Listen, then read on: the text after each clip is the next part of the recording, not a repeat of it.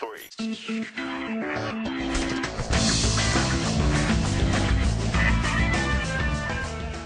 Hey everyone, welcome to the Idiomatic Top 3. With Nicholas, I am the gaming correspondent for Idiomatic.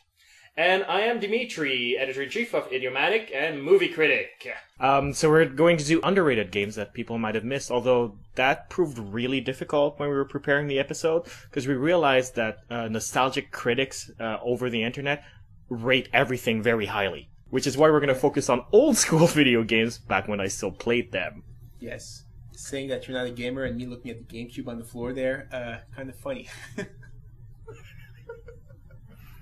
Yes, well, Mario Party doesn't count. Well, yeah, okay. You need to have played the thing before you... Yeah, that also limited my choices, by the way. But let's talk a little bit about what makes an old school video game, because like unlike new games, which, you know, they can last 60 hours and whatnot, old games, 16-bit era and 8-bit era, you can't really do that. They just didn't have the memory power to do that. Yeah. If they lasted long, because they were adventure game, they had puzzles to solve, and you know, if you knew the puzzle, you could finish the game in maybe like 5-10 hours. But if you didn't know them, those games lasted you months, because there was no internet to find, you know, oh, I'm stuck here. What do I do? You have to figure it out. That's true. No GameFAQs.com back then. Exactly. But you did have the Nintendo Power magazine. Yes, unless you own a Sega, and then you're like, oh man, I'm stuck. But nobody owned a Sega, so yeah. Exactly. You don't need to play the game to look at your Sega and go, oh man, I'm stuck. Yeah. And no, it's a good point. And the thing with, I think because the gameplay was sort of short, the only way to stretch the entertainment value was to make things difficult, but you couldn't make them too difficult, otherwise people couldn't solve it. I think one of the key things to make a good old school video game is really the adjusted difficulty level. It can't be too hard, can't be too easy. And I think all the games that I really love have that difficulty level that starts off really easy, gets a little bit more difficult in the middle, and then gets easy again for some reason. Well, easy again. Like, could you have an example of that? Super Mario World, I think, is a great example of that, where it starts off really easy, and then when you discover, like, around the chocolate cave or whatever, it starts getting really difficult, especially on the bridge. And then once you're past that, it's, you know, you have the cape, you have the fire flower and everything, it's sort of just a breeze after that. That's a good point, yeah. And, yeah, other games like that, like Mega Man, which is a series I loved, where every time you kill the boss, you get his powers. So at the beginning you only have your gun and you're trying to shoot with your arm gun, and then you beat a boss or two and so forth, and you get their powers, so you get more and more, you know, weapons you can use, and eventually you have all the weapons. So you're fighting a new boss, and you're trying, I mean, my gun's not doing enough damage, I'll switch to this one, and you try it and it doesn't work, I'll switch to this one. So eventually you have so much choice, and eventually you find, you know, the good gun, and it gets easy, so you have all the weapons you can do to kill a boss. But I mean, I guess it's not the difficulty that drops, it's just that your character gets, you know, more powerful. So it's a way of making it easier towards the end. The original Zelda as well. Yeah. You start with like 3 little hearts and 1 sword and a crappy shield, and you get all those weapons. And the sword is shorter too. It doesn't even have a good reach. Yeah, it's true. And you can only shoot your sword when you're at full life. So you could last so long when you're at full life, but you lose like a half of a heart, and all of a sudden your life plummets because you have to get close to the enemies to kill them. But eventually you get all those weapons, so you get like a bow and an arrow, so you can just shoot the enemies from far away. And it gets like a lot easier and actually more fun towards the end when you're a lot more powerful. Yeah, no, it's a weird thing where it doesn't get more fun when it gets more difficult. It gets more fun when you just get that feeling of like, I'm a badass and I control this world without any effort, you know? Yes. Another example of that, the original Final Fantasy. You're weakling at the end, at the beginning, but you know, you level up and you have a goal to do, but you know, you don't have a time limit or whatever, so you get more and more powerful, and eventually you're walking through and you're, you know, killing people very easily, and it gets more fun because, yeah, I like this feeling of, yeah, I'm a badass now. What can you do about it? Yeah. No, me too. I mean, as a kid, I remember, like, Final Fantasy specifically. I would just run around the forest, just meeting lame enemies, just to level up without really any effort, because I am that cheap a player. I am killing boars in the forest, like Cartman in South Park. Exactly. I don't mind killing boars in the forest for 2 hours if it means that the next dungeon I have to face, I can just breeze through in like 5 minutes and just laugh at the enemies, saying like, "Oh, really? You're gonna try and kill me now, alone?" Do they ever talk back? No. The enemies, no? Okay. Oh, good. And my father thought it was crazy talking to the TV as well. But, it's just. I was just worried for you for a second there. The other thing I think is really important is reactive controls. I find if there's a especially like the old games, they have that problem often. Like there's a delay between you pushing the button and the guy jumping or whatever. That kills it for me right away every time. A lot of that is also sometimes due to the animation. You want to jump, so they make this nice animation of the guy crouching and taking the effort, but he's not jumping in that time. They're doing the animation, so what the hell? And reactive as well, when you're trying to have a platformer and for some reason they make the slippery platforms for no reason. Yeah. I mean, not because you're in the ice world in Mario, that's fine, slippery because it's ice, that's fine, but just every platform slippery because maybe they're conserving momentum or something, and you jump on the platform and you have to tap the button on your side like a bunch of times to stop. That's just really annoying. Oh, that's true. Slippery isn't. Yeah, it's all about the controls because you have nothing else going in the game for you. So if you don't have the controls, it's like, why am I playing this shit? Yeah. Poop. And going on controls, I like simple controls. Honestly, I started getting worried when Nintendo kept adding more and more and more buttons to their controllers because I'm not a 20 buttons kind of guy, really. One for jumping, one for attack. That's plenty fun for me. And you can always compensate for that, like in Mega Man. One for jump, one for attack. You have special weapons. You go in this special screen, and then you switch your weapons, and you fire that new weapon now. I don't have to, have to press down, select, and A to be able to shoot a special shot. That's just very, very annoying. Yeah, I agree. Actually, back in the day, we kept making that joke with Nintendo adding more buttons. Like I think the Nintendo 64 had like 4 shoulder buttons, 1 Z button under it, and like two like 1 analog stick, 1 cross, and whatever. Yeah. And then we kept making that joke that eventually it was all going to be like 1 sphere, where you have like both hands with every finger on something, Yeah. And then Nintendo released the Wii, and it's like the complete opposite. It's like, oh no, we just removed every effing button out there. It's like, you use 1 button now. Yeah. That's a good move, actually. It's a good move because just looking at those remotes with like all the analog sticks, all you have to use, left analog stick to aim and the other analog stick to move. You're like, I can't do that, honestly, really. Maybe if you have somebody else sharing the controller, I'll aim and you move, and I distinctly remember playing games that way, by the way. And finally, I want a sense of purpose, man. Like this is a difference for me. Like this is why Nintendo was a revolution. Yeah. As opposed to, ColecoVision or Atari, is that there's an ending. You reach a point and it's like the story ends, the game ends, and you're like, I win, I rock, as opposed to just doing it until the game rapes you, pretty much. A high score for you is not a purpose enough? No, really not. Writing a little number at the end of the book, the Nintendo book saying, I got this high score, that's not good enough for you? It's true. It's true. That's their imitation of the arcade, wasn't it? Yeah, but I guess the home consoles, got that because when you only had the arcade, the point was to make the game harder and harder so that you wouldn't play there forever and the game would actually kill you. Yeah. But yeah, now with the home consoles and you want a sense of purpose is something good that hey, I beat the game. All right, time to go outside and play or put another game in, whatever. That's because I tend not to stop until somebody tells me to stop. When I was a kid and playing video games, even when I got bored, it's sort of like, but it's going on, and I still have lives, Yeah. And you're like, but I've played that same Donkey Kong stage like 17 times at this point. Yeah. Even I had this thing. Even if the game was bad, I had to finish it. You have to see the ending or something, even though now it's only going to be a stupid congratulations screen. You have to finish it, and if the game's bad, well, it's probably something wrong with me because Nintendo would never come out with a bad game and publish it. That's just wrong. So I played Ghostbusters like forever trying to finish that game and trying to climb the stupid staircase at the end where the ghost would kill you, and I wasn't able to do it, and it was really, really lame and boring. But that was probably a problem with me because it's Ghostbusters. How can it be bad? Oh, you're the total opposite of who I was as a kid. I would blame the machine for everything.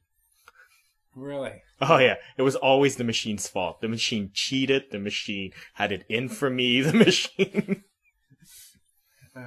Yes. I blame the machine sometimes, when you're jumping and you're like, oh, that thing didn't touch me. It's like, come on, you're cheating. Yeah. But, if the game in general was bad, the game can't be bad. Nintendo wouldn't publish something that's bad, so it's probably my fault. I was young and naive back then. But, yeah. So, what about graphics? You know what? I'm not a difficult guy for graphics. I like the cutesy stuff because it's easier with 8-bit than the more realistic stuff. But I'm not really bothered by graphics. How about you? I like the easy stuff too. The stuff that can easily be represented. Like you take again The Legend of Zelda. You know what everything looks like because it's very simple. It's a tree. Okay, it kind of looks like a tree. It's very simple. It's just a green circle and a brown thing that comes down from it, and it's a tree. But then they tried to do become too sophisticated in 8 bits, and they tried to add too many colors and too many textures, and you're like, what the hell am I looking at this? Is this, you couldn't tell what you were looking at, and that just became bad for me. It's like, you don't have the capability, just keep it simple. Can you give an example of a game? Die Hard, where he's showing these things on the screen, and you're like, what are we looking at? What is this thing? It's ridiculous, and even the main character, as he's walking around, he just looks like he has one leg that's going from one side to the other because they didn't have the graphics to show somebody walking properly. It looks ridiculous, and that just kind of kills it for me. That's right. I think Super Mario Brothers was sort of a genius that way, where they just represented things that were easy to represent on 8-bit, even if it doesn't make sense. Like, the bonus is a mushroom, and I get the feeling that the bonus is a mushroom because a mushroom was easy to draw with the 8-bit system. The guy looks like a plumber because it was easy to draw it that way. Yeah, he has a mustache and a mouth because mouths are impossible, and mustache it's a nice feature that he can easily see, and a big nose as well. And a plumber that grabs gold coins and is like, what the, that makes okay. But the coins, it's easy. It's just a circle. So there you go. Pick up coins. It's nice. Fireballs, very easy to, it's not a gun. It's a fireball. Just, bouncing around. It's very easy to animate. So I guess. And yeah, I really do get the feeling that he just went like, whatever is easy to draw, that's what we're putting there. Yeah. And that's when the thing makes absolutely no effing sense. Come on, a princess that's kidnapped by giant evil turtles. How much more sense, whatever. And that Bowser has a shell because it was too complicated to make wings.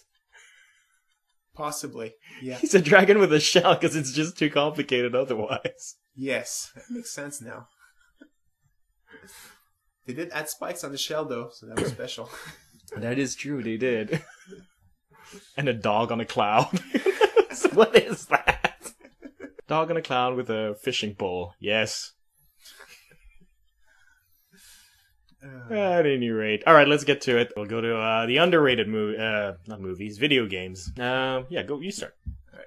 My first one, very controversial because a bunch of people hate it, but Zelda 2, The Adventure of Link, is a game I love. It's a little classic from the Nintendo Entertainment System that got such a bad rap that I don't get why. And they tried something different, and they made it like two-dimensional, like kind of like a platformer, instead of making it like overhead, like Legend of Zelda. But it's a very good game with nice puzzles to solve, fun adventure, and it's really challenging. And I really it's a very fun game, and I really enjoy it. And I don't get all the hate for that game. It's weird to me. Yeah, I like it as well. I mean, granted, I've actually played it before I played the original Zelda, so I didn't come in with a bag of expectations. But it's weird to have expectations, though, because people say, well, all Legend of Zelda games are overhead. Well, at that time, there was only 2, and 50% of them were overhead, and the other 50% were, like, platformers, so you have nothing to really mention about that. There's that, too. Yeah. And for me, there was, like, 0, because I had no idea what Legend of Zelda was. So when I played Link's Adventure, and, it's a fine game. It is hard. Yeah. Like, it is a punishing game. It is. And it also tests your patience, because going to those villages and talking to people for God only knows what reason is so annoying. Well, that's basically you get clues to solve the puzzles. Basically, it helps you a little bit. It's not the greatest puzzles, but they if you're having trouble with something, you just go to the village and, that's what I should have done. Yeah, no, absolutely. But it's just that, like, out of 4 houses, 3 of them have complete nonsense to tell you. And that's a little bit annoying. Yeah. It's like, why do I have to go into houses to talk to people? Why can't I kill them? Like, all of that was just sort of, this was not working for me at all. Yeah, that's one part of the change. I would have changed it so that you get higher levels. You get your magic automatically, so you don't have to go, it's obvious. You go to a town, the first house is the guy that gives you magic, and he tells you what you need to do. You don't have to go through all these 15 houses and talk to all these useless people. Just, the town part is the part that I don't really like. I like killing stuff, but, the mechanics of killing stuff and, how it works, I really like. But having said that, like, I like the battle mechanic. Like, the 2D battle mechanic with your shield and up and down to block depending on where the enemy is striking. Like, I actually think that's a good, fun mechanic to play. And enemies doing the same as well, so it's really like a really good sword fight with them, unless you use that cheap trick of jumping, but we're not going to talk about that. Yeah, it's really fun, and if you like a challenge, like people complain these days games are too easy, they're too, it's too simple. But, some people do, so, go back to these old games like that and, be challenged a little bit. You'll like that. So it's a hard game, but I really like it. You level up, you become stronger, you take less damage, your magic becomes more efficient, you hit harder as you level up, and the castles are a bunch of puzzles that were pretty good for back then. And it's a game I still like to pop in my Nintendo. That's still working, by the way, and I still like to play it. It's a really fun game for me. I don't know why it gets all that hate. Yeah, absolutely. That's a good pick. Mine is also a Nintendo game. All right. From a different era. I'm actually going into the GameCube era. Cool. And I am talking about Luigi's Mansion. Okay. Spin-off of the Mario series, obviously. That game got a bad reputation, mostly for being a little bit too laid back as a game. Because essentially you're Luigi and you enter rooms and you try to suck up some ghosts a la Ghostbusters, essentially. I see. And the game is really laid back in the sense that there's no real sense of tension. There's no... there isn't that urgency of going from all the way to the right that Mario always had. Yeah, of course. Because you're just like, here's a room, do stuff. Here's another room, do stuff. Cool. But honestly, and I understand why people would think, oh wow, that lacks tension, but that's because that's the type of game it is. Oh. Like, it's a laid back game. Luigi seems like a pretty laid back dude, so why not? Exactly. But if you're looking for something to just like relax and kill the time, and it has nice graphics, the jokes there are kind of funny, the gameplay is actually a lot of fun, and it's clean entertainment. It's not involving entertainment, but it passes the time quite nicely, and it's a good time. That sounds like a lot of fun. Yeah. I didn't buy that because I hate Luigi, so... Oh, no, I don't know. Maybe that's probably why they called it, Luigi's Mansion and not Mario's Mansion, because they, just to say that it was going to be a little different than just running to the right all the way to the end, just to say it's going to be different. Yeah. And I'm fine with different, once in a while. Change is good. A little bit. So what is your second? I mentioned that I think Sonic is a really lame franchise and completely overrated, which is why my underrated game is going to be Sonic 3D Blast. Okay. The one that everyone hates. Really? Yeah, everybody hates that game. At least, according to the web, everybody hates it. Not that the web usually represents people. Okay. Or hopefully not, otherwise every DC reader is a raging bigot. But anyway. It represents the loudest people, pretty much. Yeah. But it's the first 3D Sonic game, as you might have guessed, and I think people hate it because it's slow. It's a slow game. Like, there's no sense of speed in that game at all. Because the 3D controls are a little bit too difficult for you to go fast. That seems odd for a game that's named Sonic. I know. But the game essentially involves you trying to pick up as many, all the rings in the stage. It's sort of a precursor to what you'd find in, Mario 64 and whatnot. You have a 3D stage, you walk around it and you try to pick up all the rings, and then you can move on to the next stage and you jump on stuff. It really is a precursor to Mario 64 in that way, except it's less well done because it's on the 16-bit thing, right? Yeah.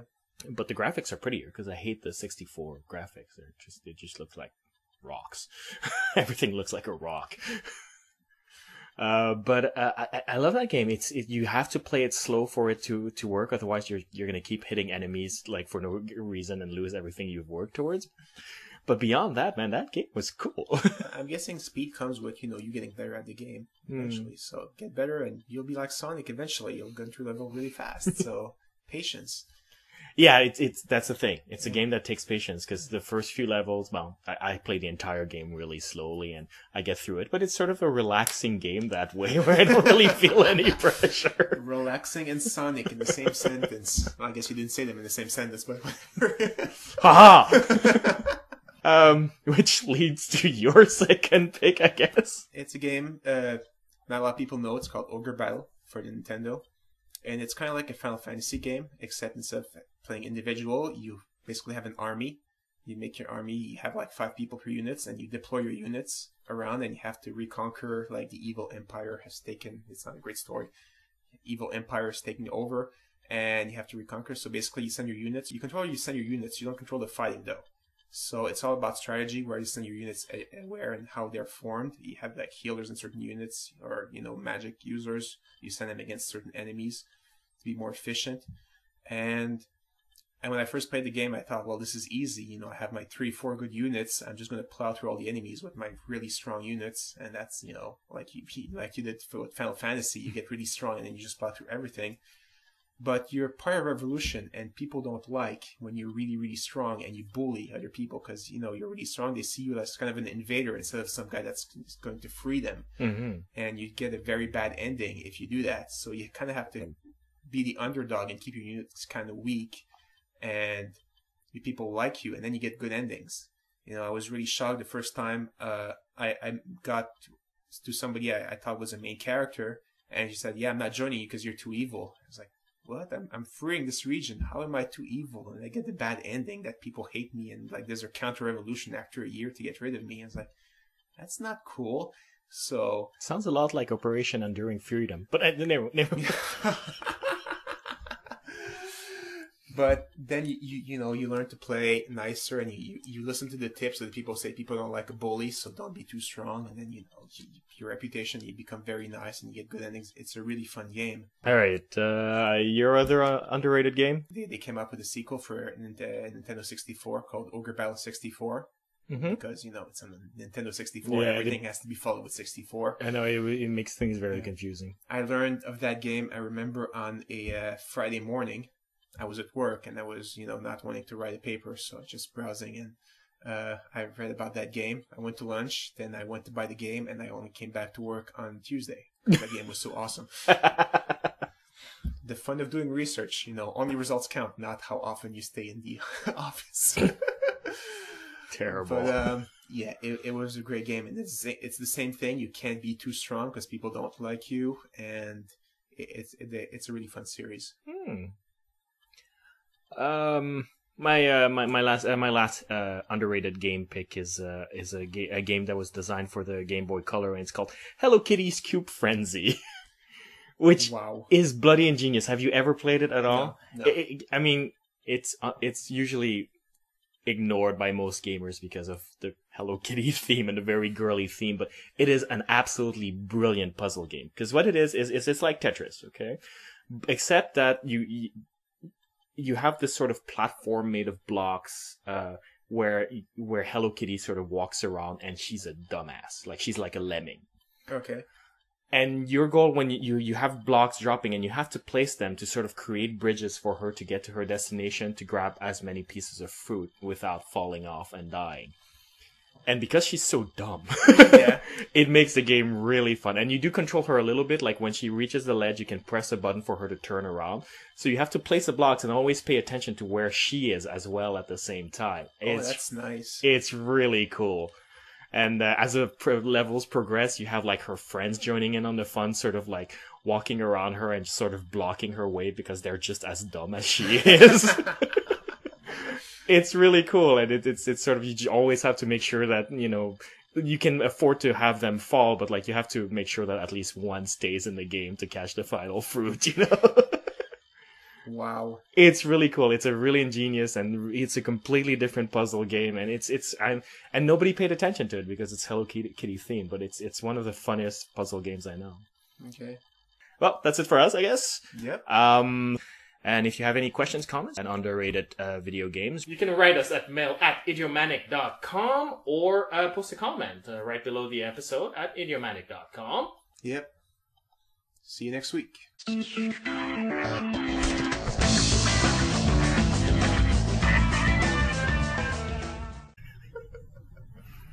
yes, well, Mario Party doesn't count. Well, yeah, okay. You need to have played the thing before you...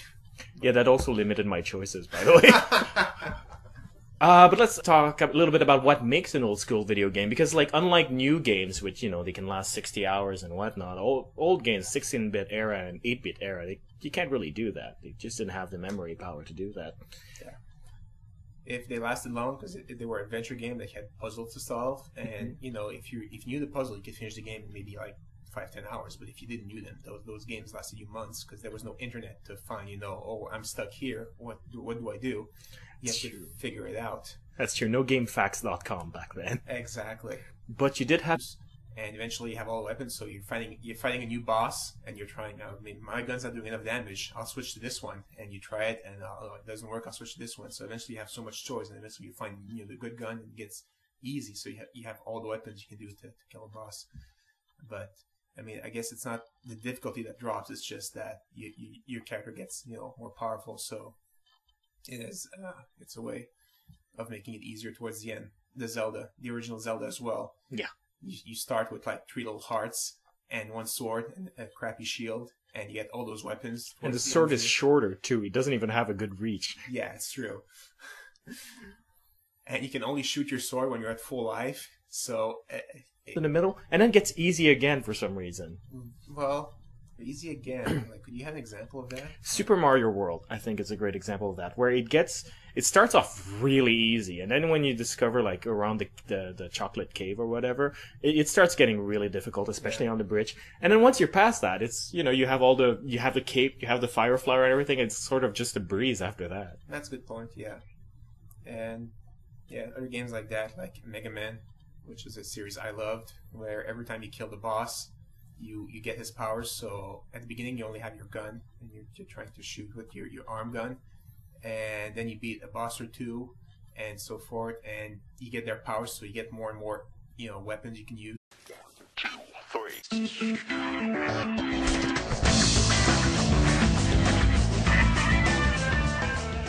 Hey everyone, welcome to the Idiomanic Top 3.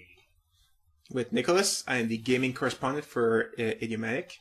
And I am Dimitri, editor-in-chief of Idiomatic and movie critic. So we're going to do underrated games that people might have missed, although that proved really difficult when we were preparing the episode, because we realized that nostalgic critics over the internet rate everything very highly, which is why we're going to focus on old school video games back when I still played them.